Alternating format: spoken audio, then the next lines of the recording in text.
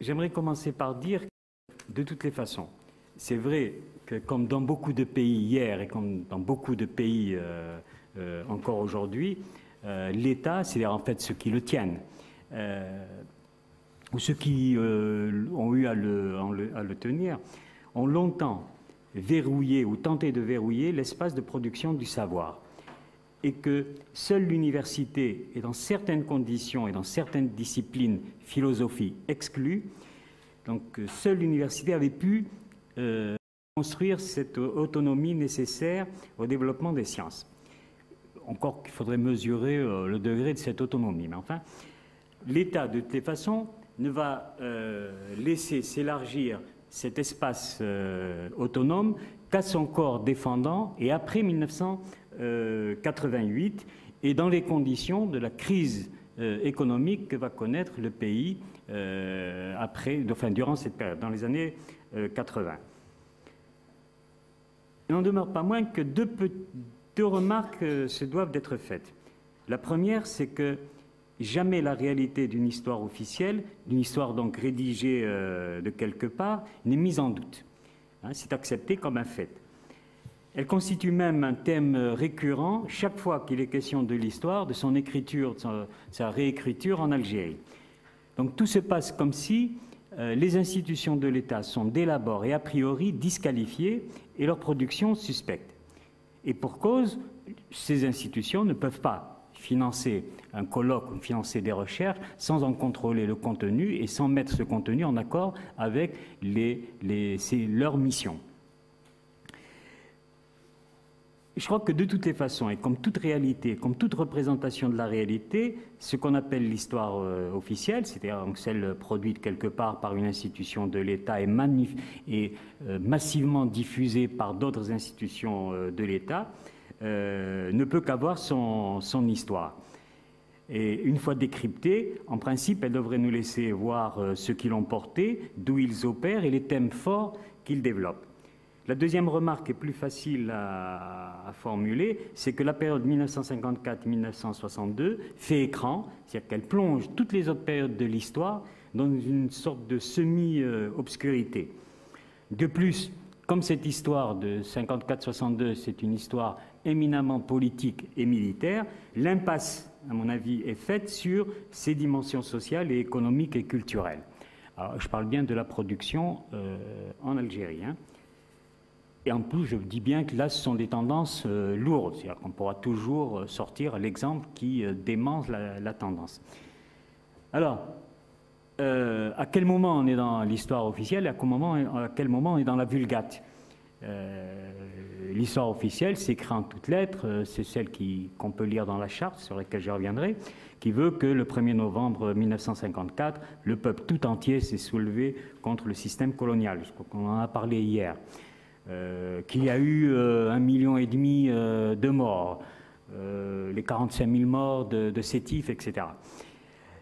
Cette histoire officielle est quand même fixée dans certains textes législatifs, et notamment ceux qui fixent les journées nationales. Ce qui explique qu'en décembre 2005, on s'est rendu compte que peut-être les manifestations de décembre 1960 ne sont pas déroulées seulement à Alger, donc ça n'a pas commencé le 11 décembre, comme le dit la loi. Et l'histoire officielle, c'est vrai, elle aurait fixé quelque part une ligne rouge des sujets à ne pas débattre, même à l'université, et c'est pour ça que j'ai entendu des enseignants de l'université d'Alger recommander plus que fort à leurs étudiants de ne pas lire Mohamed Harbi, parce qu'ils s'occupent de sujets qui remettent en cause, ça je l'ai entendu, l'unité nationale. Mais dans cette aventure et dans ce projet, ce qui est intéressant, c'est de voir quelle a été la part des historiens universitaires. Ce que je ne ferai pas, c'est de dire par quel canal elle est transmise, parce que c'est connu. Ce que je n'évoquerai pas, et je le dis tout de suite, c'est évidemment la part du ministère de l'Éducation nationale, principal formateur en la manière, pour la bonne et simple raison qu'il y a des gens beaucoup plus spécialistes que moi qui ont dit des choses beaucoup plus intéressantes que je pourrais dire.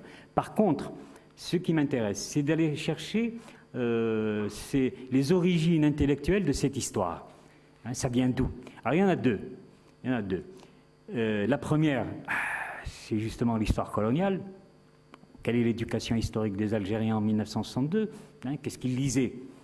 La première. Et la seconde, c'est ce que Hassan Remaoun appelle les historiens du mouvement national, mais qui eux-mêmes ont été formés et n'ont pu apprendre que ce qu'ont écrit les historiens de la période coloniale. Et entre autres livres, le livre central qui va être réédité après 62 et diffusé en Algérie après 62, c'est les siècles obscurs du Maghreb de Gautier. On va enlever les siècles obscurs, on va transformer ça en le passé de l'Afrique du Nord, mais le contenu reste le même. Et pour aller très vite, le nœud de cette histoire, c'est, je cite, le morcellement physique a favorisé le particularisme, maintenu les contrastes, empêché la fusion des populations et sur le Berbère faisait une malédiction géographique. Traduction dans mes mots, c'est que alors que deux États se construisent à l'est et à l'ouest du pays, donc sont le fruit de l'histoire et de la culture, et bien alors ce qui reste au milieu, hein, ce magma qui reste au milieu, c'est le fruit de la géographie. Il fallait bien que ça devienne quelque chose. C'est devenu ce que c'est aujourd'hui. En 2003, j'ai trouvé encore un texte qui reprend en termes un peu plus élégants ce que je viens de dire. Mais nous sommes là dans les années 30 et 40, et la remarque méthodologique que je peux faire, c'est que les travaux de Lucien Febvre, c'est comme les idées du Front populaire, ça n'a pas traversé la Méditerranée.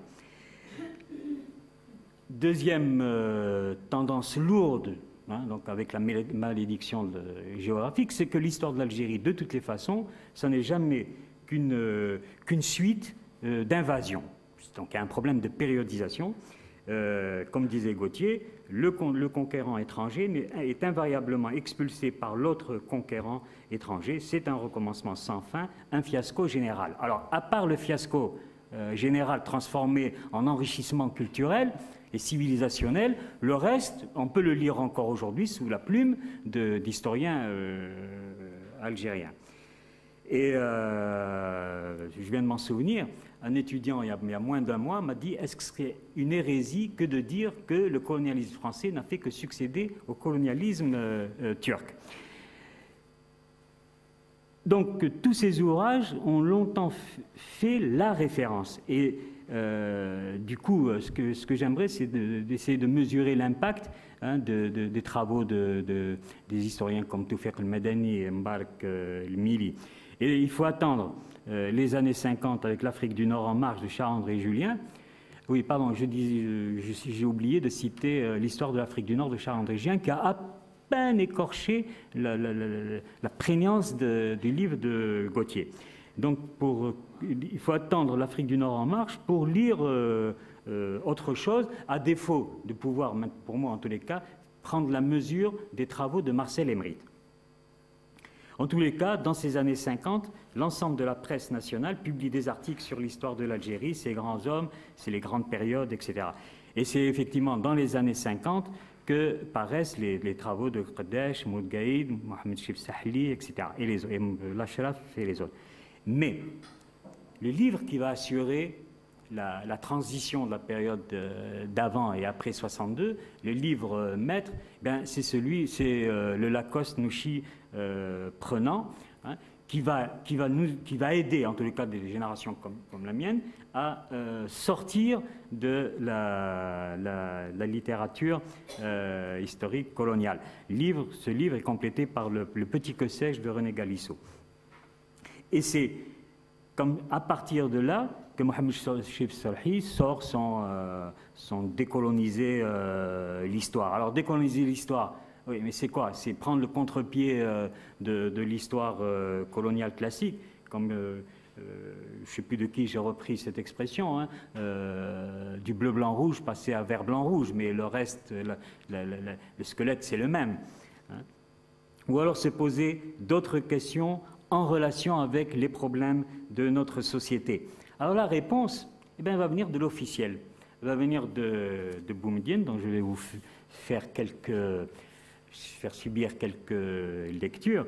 Alors, c'est Boumedienne qui, dès 1966, déclare que le 1er novembre est une ligne de démarcation qui distingue les partisans de la solution armée des réformistes, les partisans de la direction collégiale de ceux qui défendent le vieux, de l'unicité du mouvement contre sa division et la cacophonie. Depuis 1966, on n'est pas sorti de ce cadre.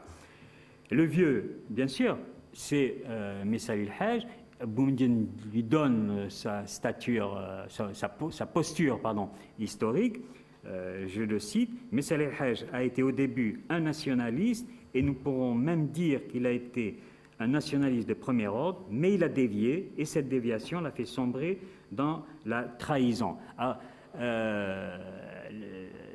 parmi nos profs, il n'y a que Mohamed Harbi qui, à l'époque, pouvait dire le contraire. Même quelqu'un qui a eu des problèmes avec Boumedienne sur Mahfoud Qaddech, à mon avis, il n'a pas réagi. Troisième citation, et elle vaut par la fin, la France colonialiste a été contrainte d'accéder à notre volonté d'indépendance, c'est la vérité historique. Toute autre interprétation ne serait que la continuation de la politique et de la pensée néocoloniale. 4 juillet 1972. Vous permettez, je continue. 8 mai 1973. Les historiens se doivent de baptiser la génération de novembre, à juste titre, de génération la plus glorieuse de l'histoire de l'Algérie. Cerise sur le gâteau. Mon but est que mes propos soient enregistrés en tant que réalité historique. En toutes lettres. Hein. 5e citation, et je redemande pardon, ceux qui ont rejoint les rangs de la Révolution en 1954, nous dit Boumedienne, ceux qui ont rejoint, ils l'ont rejoint à l'âge de 30 ans et ils sont sur le point d'atteindre la cinquantaine. Donc le 1er novembre 1954, les responsables ont 30 ans. 20 ans après, Meignier nous dit, c'est vrai, ils ont entre 23 et 42 ans. Il dit ça en 1992. Donc apparemment, Boumedienne, il a touché juste. En 1956, et j'arrête là mes citations, Boumedienne nous dit plutôt, en 1956, la guerre s'est transformée en révolution sociale dans toute l'acception du terme. Il suffit pas, pour lui, il n'a pas suffi pour Boumedienne de faire ce type de déclaration. Évidemment, il va mettre en place les institutions, hein, les institutions donc, de l'État. On va assister à une sorte de répartition voulue ou pas, hein, réfléchie ou pas, j'en sais rien, mais en tout cas, c'est comme ça que je la lis, des tâches entre 3 ministères, le ministère de la Culture pour l'Antiquité, le ministère des Affaires religieuses pour la période médiévale et le ministère des Moudjahidines pour la période 54-62 et plus. Alors, il y a une seule période que personne ne prendra en charge, on la laisse à l'université, généreusement, c'est la période algéro-ottomane, c'est-à-dire du XVIe au XIXe siècle. Je l'ai dit tout de suite, hein, c'est celle qui a produit le plus et le mieux, mais c'est un avis personnel. En fait, c'est le syndrome Yves Courrière qui a fait son effet.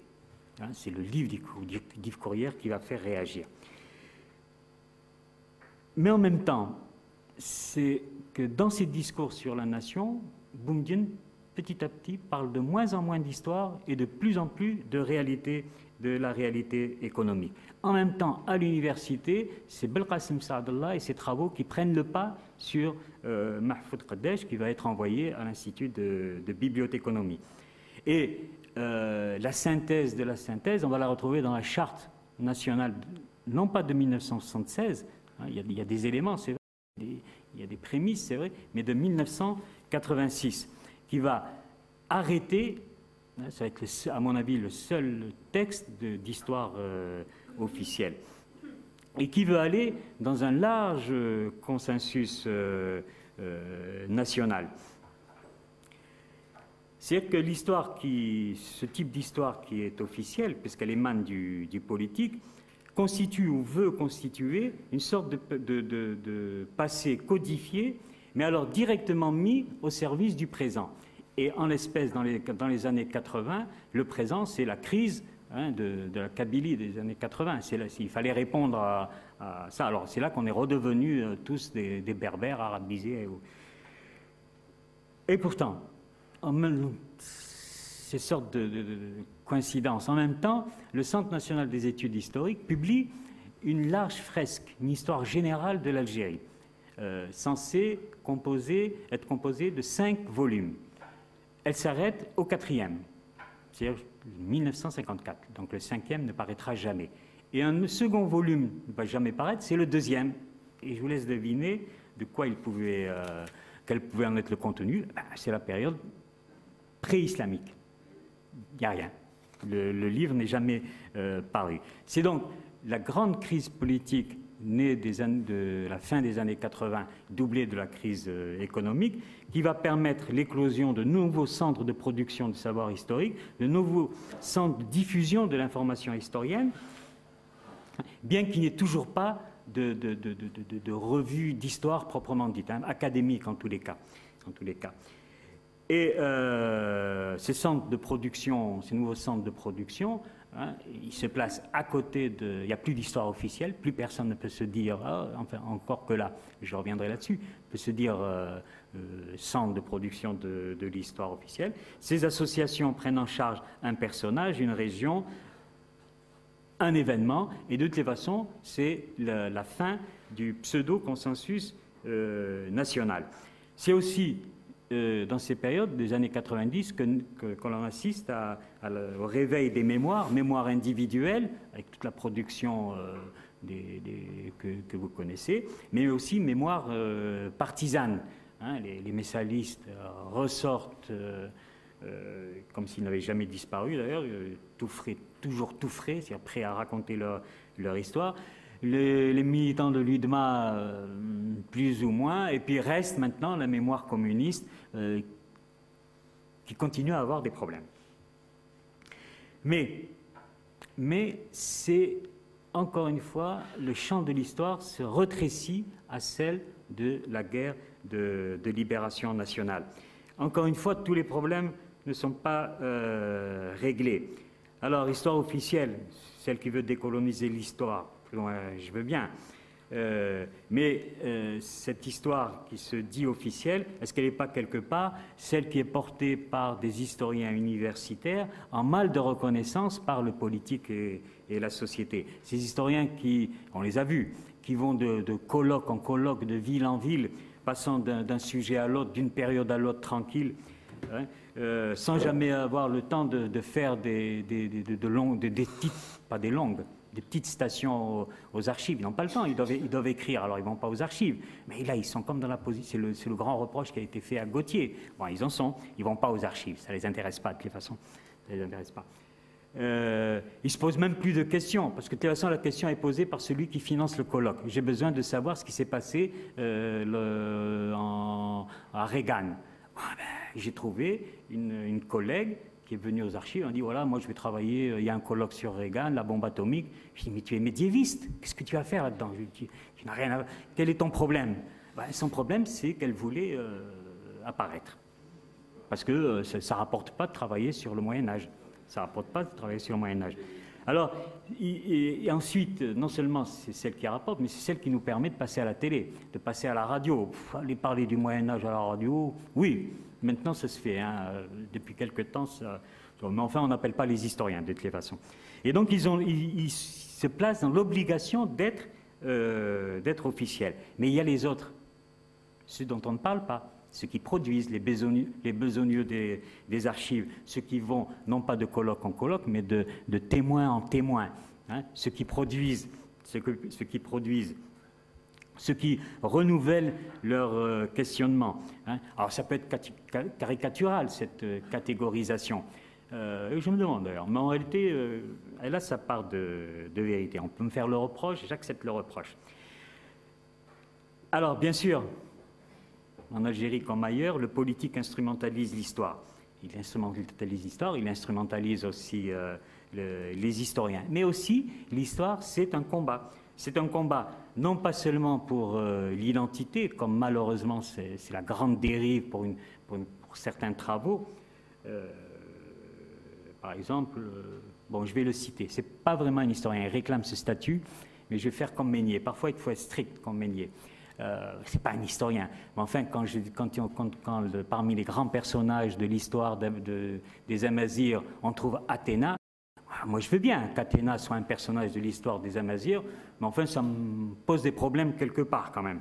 Alors, c'est pas le problème de l'identité qui est posé, que posent en tous les cas les historiens, mais bien celui de la citoyenneté. C'est bien celui de la citoyenneté. C'est peut-être par là qu'il faut aller chercher l'intérêt de certains travaux.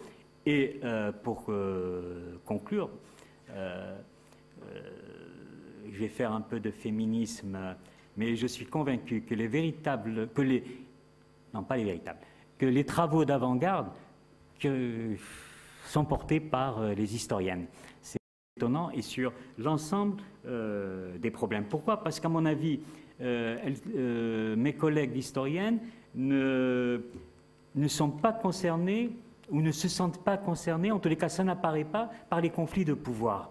Et donc je les vois travailler quand elles viennent aux archives, à part cette médiéviste, mais je peux vous dire que je l'ai bloquée tout de suite, c'est-à-dire qu'elle est retournée à elle n'a pas fait son texte, hein, je l'ai arrêté, elle m'a fait suffisamment confiance. Mais je crois que c'est... Daho me regarde méchamment. Non. C'est vrai que c'est une conviction avec laquelle je termine. C'est vrai que peut-être que quelque part, la citoyenneté va venir encore une fois des femmes et que l'histoire viendra aussi encore une fois de mes collègues historiennes. Et je vous remercie.